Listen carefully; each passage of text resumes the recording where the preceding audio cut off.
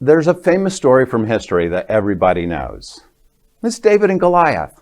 So think about the perspective of David and Goliath. What is Goliath? He's this giant, well-trained soldier with spears and sword and shield, and this little strapping kid goes, I'm going to take him on with a sling and a rock.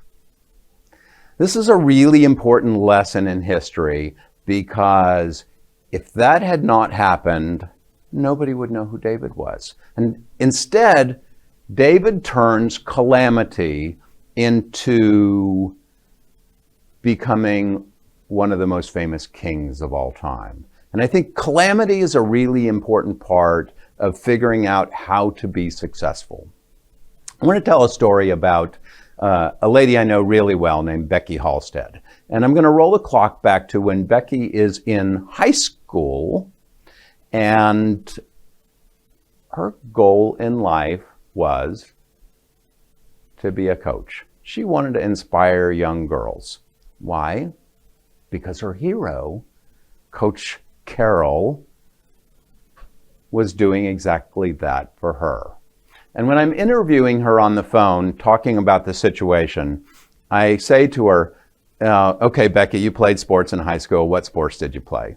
She said, well, basketball. And I said, basketball? You're all of 5 foot tall on a good day. And she goes, yeah, I was the star on the basketball team. So this is a really important point, because how does somebody 5 foot tall become the star of the basketball team? It's with a lot of determination. So this is around the time when Westpoint, the U.S. Army Academy, has decided to allow women, and Becky's mom wants her to go to Westpoint. Becky does not want to go to Westpoint. She wants to be a coach.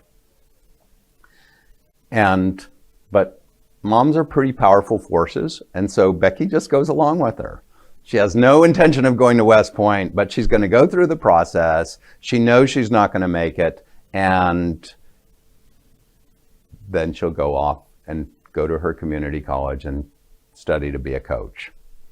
She talks to Coach Carroll, and she says, Coach Carroll, would you write me a letter? I've got to have a letter for the senator as part of the application process.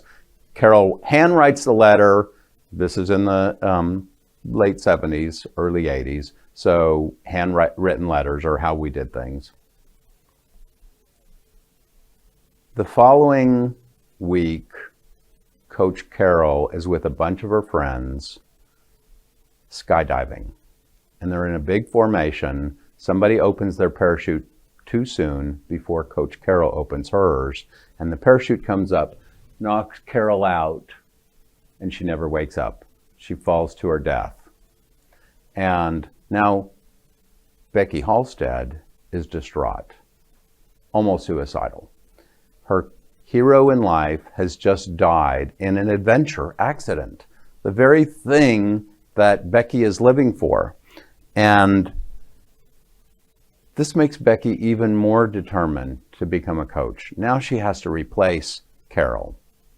The process for getting into a military academy has a step where you interview with a senator. She gets a call from the senator's office, and she says, I'm not going to do it. I don't want to go to the academy. And they say, well, you've got an appointment. You need to come in. She goes in. She tells the senator, I don't want to do this.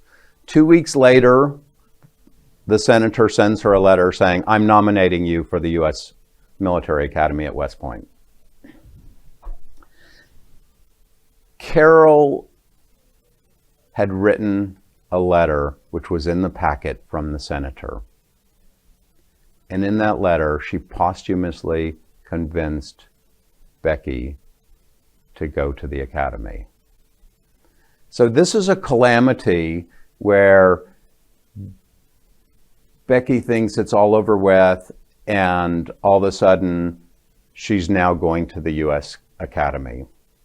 And she becomes the first female out of West Point to become a general. She becomes the first female to command combat troops.